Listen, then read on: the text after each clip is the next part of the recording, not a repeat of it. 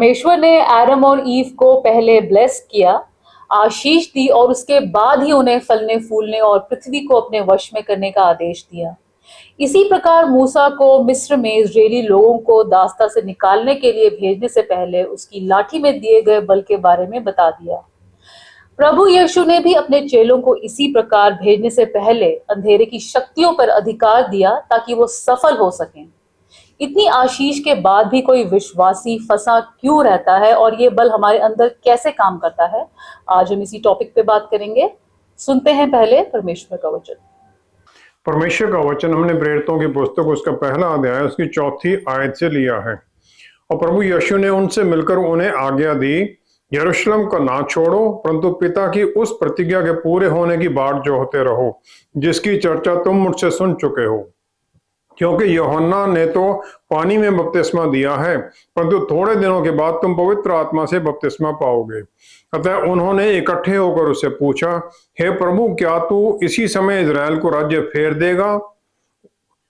उसने उनसे कहा, उन समयों का कालों का जानना जिनकी पिता ने अपने ही अधिकार में रखा है तुम्हारा काम नहीं, परंतु जब पवित्र आत्मा तुम पर आएगा तब तुम सामर्थ्य पाओगे और यरूशलेम और सारे यहूदिया और सामरिया में और पृथ्वी की छोर तक मेरे गवाह होगे। यह कहकर वह उनके देखते देखते ऊपर उठा लिया गया और बादल ने उसे उनकी आंखों से छिपा लिया। परमेश्वर के वचन को पढ़े और सुने जाने से आशीष हो। आमीन आमीन। जब परमेश्वर हमें ऐसी अद्भुत आशीषों से भर देते हैं तो फिर हम असफल क्यों होते रहते हैं? प्रेरितों की पुस्तक पहला ही अध्याय उसकी 8वीं आयत जो अभी हमने पढ़ा भी था, जब पवित्र आत्मा तुम पर आएगा तब तुम सामर्थ्य पाओगे और यरूशलेम और सारे यहूदियों में मेरी गवाही दोगे। प्रभु यीशु ने चेलों के साथ रहे वो 3 साल और जगह जगह प्रभु यीशु उनके साथ गए और प्रभु यीशु जी उठने के बाद में 40 दिन उनके साथ रहे और स्वर्ग में दोबारा परमानेंट जाने के पहले उन्होंने फिर चेलों को चेतावनी दी कि यरूशलेम में बने रहो जब तक तुम्हें पवित्र आत्मा परमेश्वर का बल नहीं आ जाता है, तभी तुम आगे बढ़ना। जो ग्रीक भाषा का शब्द ड्यूनामाई यहाँ इस्तेमाल किया गया, जैसे आत्मा का बल के बारे में पावर जो कहा गया है, यह रूट वर्ड है और ये आता है डायनामो या डायनामिक, इन शब्दों से आता है। इसका मतलब है डायनामो परमानेंट पावर बनाता रहता है, मतलब पावर हर वक्त बनती रहती, कैपेसिटी बनी रहती है। इसका मतलब है हमारे अंदर कोई काम करने की शक्ति भरी हुई है, हमें उसके लिए इक्विप कर दिया गया है और जब हमें कोई अपॉर्चुनिटी मिलती है तो हमारे अंदर उस एबिलिटी से हम वो काम कर सकते हैं जो हमें काम दिया गया है। ये है एबिलिटी, योग्यता और पॉसिबिलिटी, मौके के बारे में है। ये बल और शक्ति के बारे में नहीं है।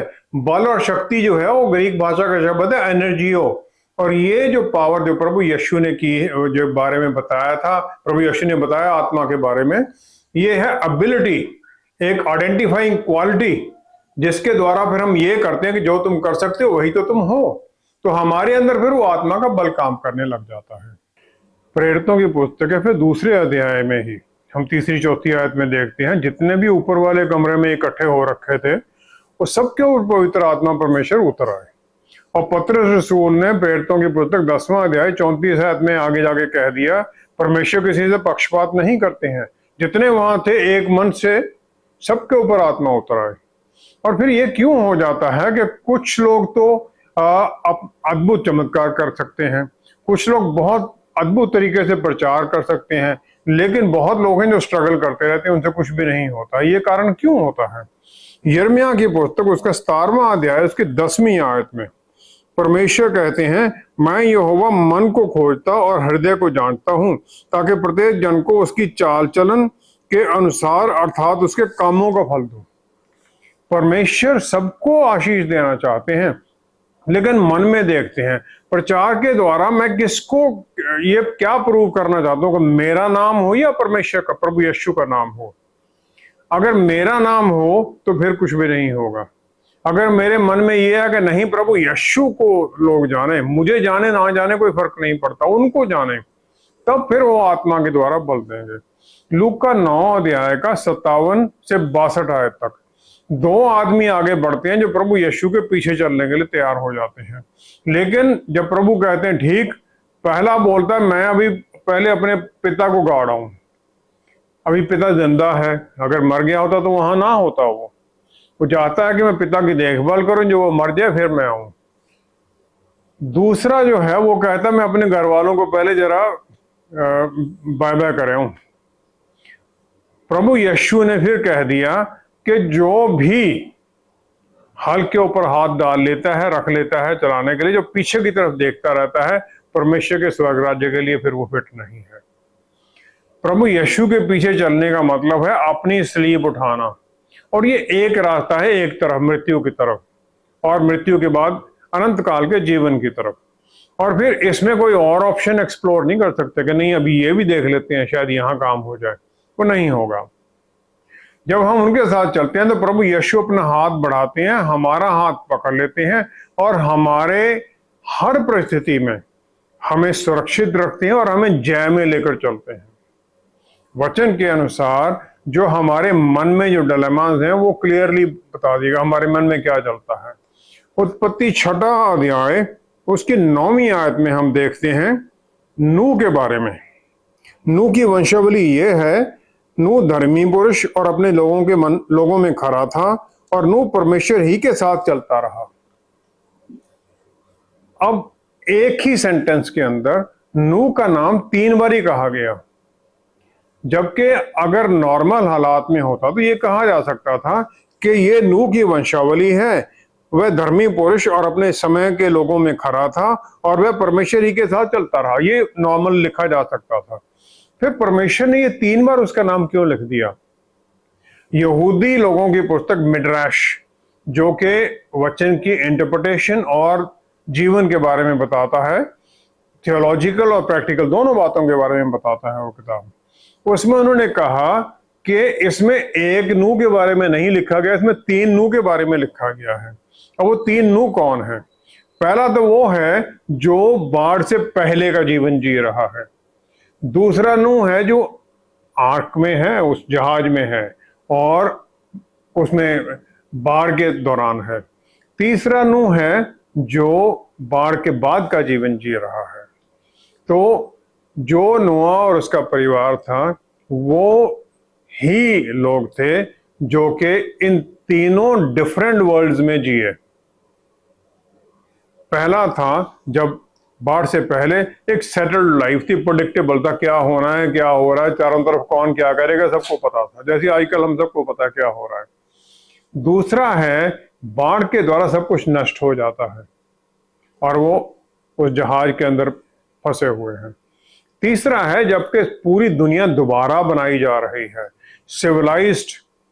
सिविलाइजेशन दोबारा आ रही है बाढ़ के बाद में, और हर परिस्थिति में एक अलग तरह की स्किल्ड, अलग तरह की रिसोर्सेज चाहिए। तो जो पहले था बाढ़ से वो रूटीन था जिसमें कि लचीलापन या फ्लेक्सिबिलिटी और अलर्ट होना की जरूरत थी कि अपना देखते रहो, और ये जो लचीलापन था ये ज्यादा जरूरी था बाढ़ के समय पर, क्योंकि सब जगह सब अंदर बंद थे उसमें जहाज के अंदर, उस समय ज्यादा था। पहले तो रूटीन में चल रहा है, रूटीन कोई खास फर्क नहीं पड़ता था। और जब सब कुछ बर्बाद हो गया उसके बाद में जो है वो जो परिस्थिति है उसमें नूह को दोबारा प्यार करना सीखना है, मुस्कुराना सीखना है। उसके रिश्तेदार जितने संबंधी सब मर गए थे। दूसरों के साथ कैसे दया का भाव रखना है वो बाढ़ के दौरान भी सीखता है, क्योंकि जब जीव जंतु उसके साथ हैं उसके बाद भी वो सीखता है फिर, ताकि वो सक्सेसफुली रह सके। उत्पत्ति 9 की फिर 20-21 आयत में हम देखते हैं कि नूह बाढ़ के बाद में एक फार्मर बन जाता है और उसने दाख की बाड़ी लगाई और वह दाख मधु पीकर मतवाला हो गया, ड्रंक हो गया वो, और वो नंगा पाया गया। क्या उसे भी जो दर्द था सब लोगों की मृत्यु का और जो उसके ऊपर एक जिम्मेवारी आ गई थी, वही एक था जो हेड ऑफ फैमिली था जिसके ऊपर पूरी दुनिया में अब दोबारा जिसके द्वारा लोगों ने जन्म लेना था, क्या उस जिम्मेवारी से उसका बोझ उसके कारण इतना उस पर बोझ पड़ गया था जिसके कारण उसे शराब पीनी पड़ गई? आज के जीवन में हम इस तरह की परिस्थितियों को देखते हैं। 3 तरह के संसार हम भी देखते हैं। पहले हमारा जीवन बहुत लोगों का शुरू होता है, सिक्योर फैमिली है, सब कुछ सेट पैटर्न है, देखभाल सब हो रही, सब कुछ मिल रहा है। अचानक कोई ट्रेजेडी हो जाती है जिसके कारण सब कुछ बदल जाता है। किसी की मृत्यु हो जाती है, किसी की माता पिता अलग हो जाते हैं, और कोई ऐसा डिसीजन ले लेता है जिसके कारण उसका धन दौलत सब खत्म हो जाता है।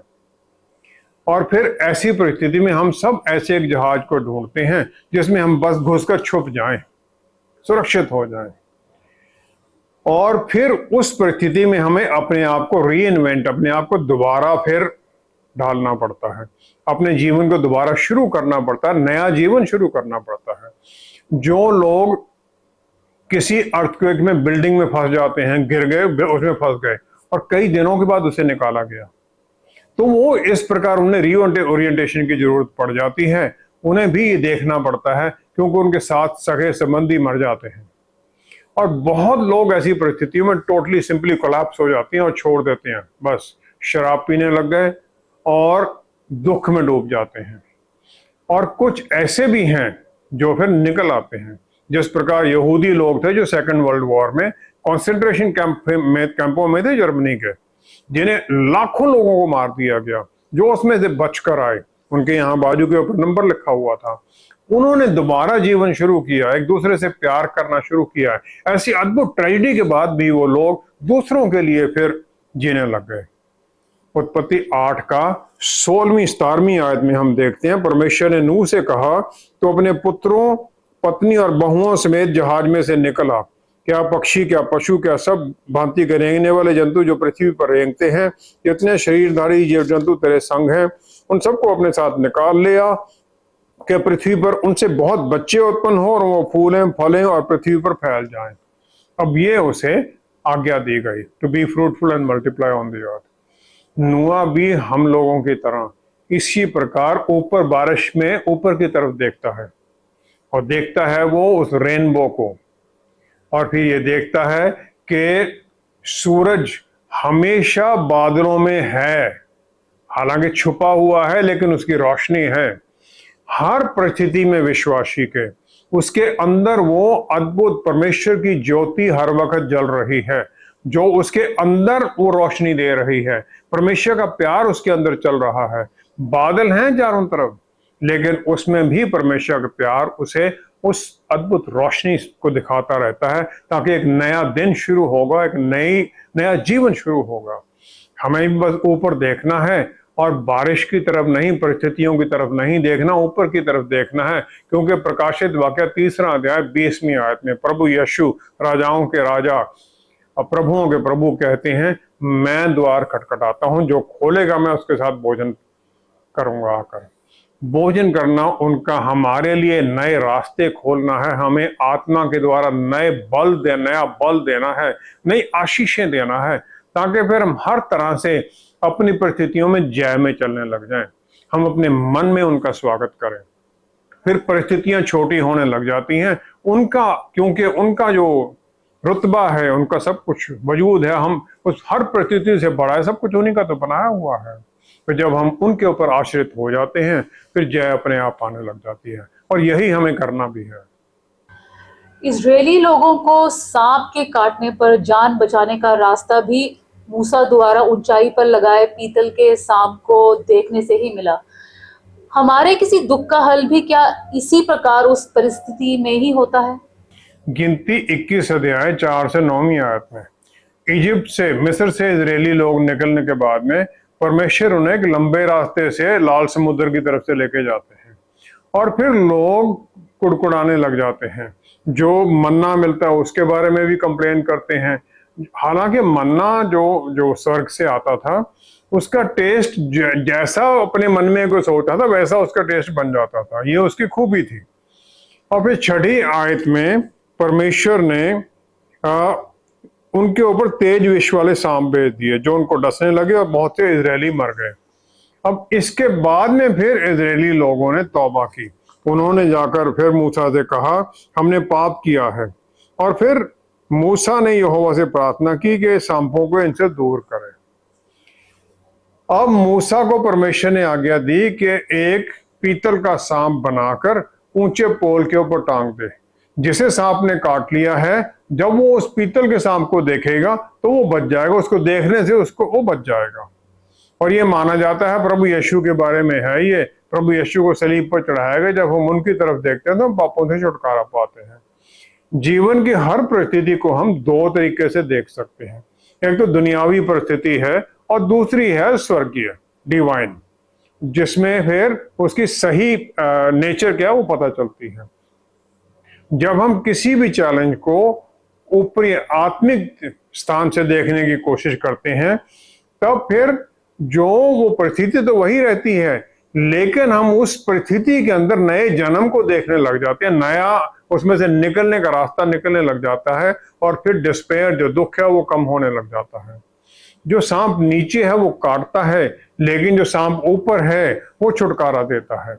वो फिर हमें पहचान कराता है मेरी गलतियों की, मुझे तौबा करने की तरफ लेके जाता है, और फिर माफी मांगने की तरफ लेके जाता है। परमेश्वर से हम माफी मांगते हैं, और फिर इसके द्वारा फिर हम ग्रो करते हैं, बढ़ते हैं नए पर्पस के साथ। क्लैरिटी मिलती है, नया हमारा काम क्या है, इस परिस्थिति में क्यों है, इससे कैसे निकले और कहाँ हमें जाना है। इजरायली लोग फिर इस प्रकार जो लंबा रास्ता था उसको भी अप्रिशिएट करने लग जाते हैं, समझते हैं कि इसके द्वारा उन्हें सुरक्षा मिली है, और उनकी जो दास्ता की मेंटालिटी थी उससे निकालने के लिए उन्हें इधर से लाया गया है।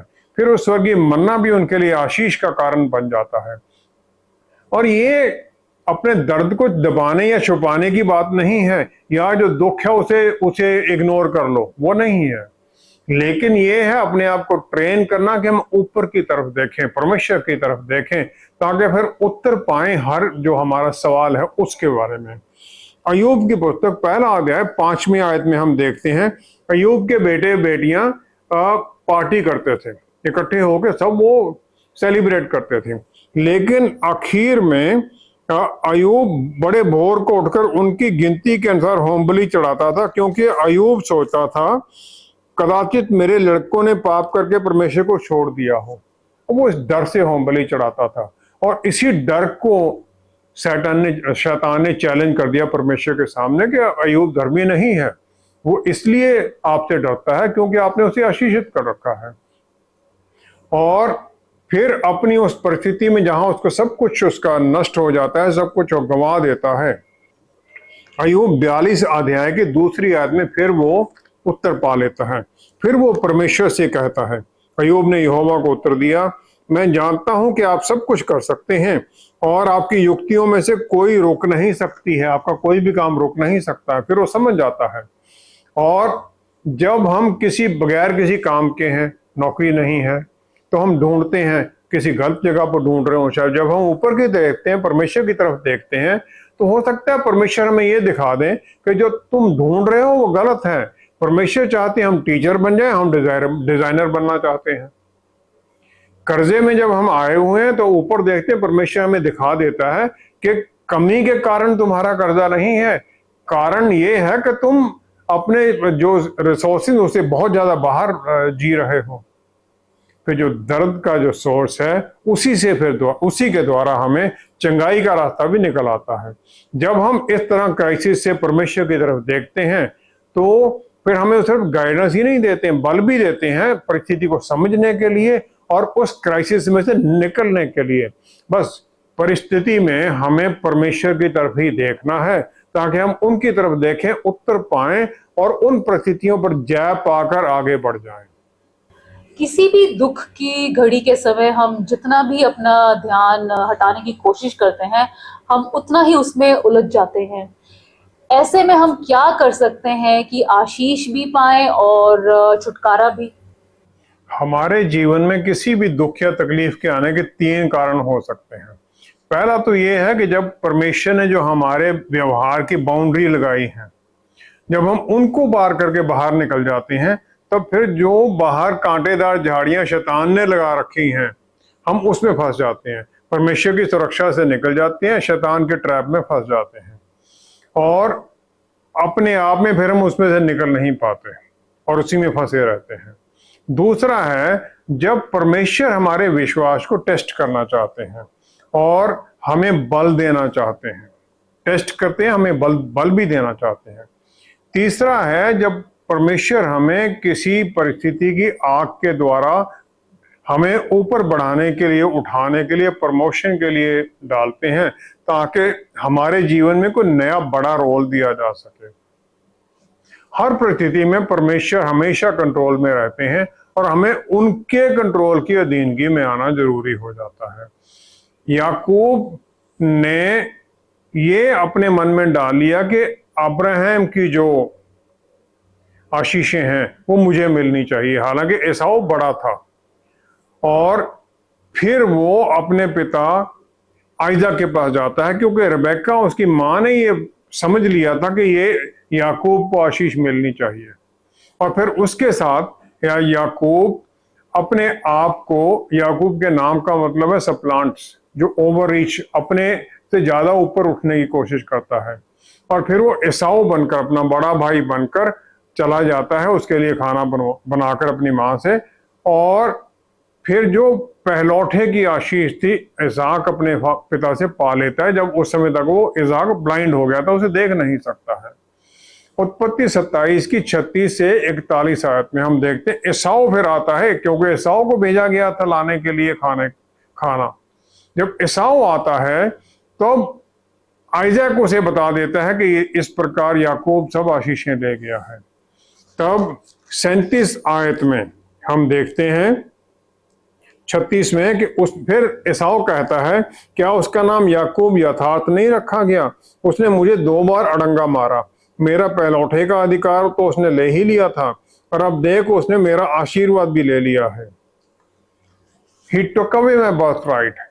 और एसाऊ फिर अपने पिता की मौत के बारे में सोचता कि अब ये बूढ़ा हो गया, इसके मरने का समय आ गया है। तो फिर वो 41 आयत में कहता है कि मेरा पिता का अंतकाल का दिन निकट है और फिर मैं अपने भाई याकूब को घात करूंगा, उसके बाद में मैं उसको मार दूंगा।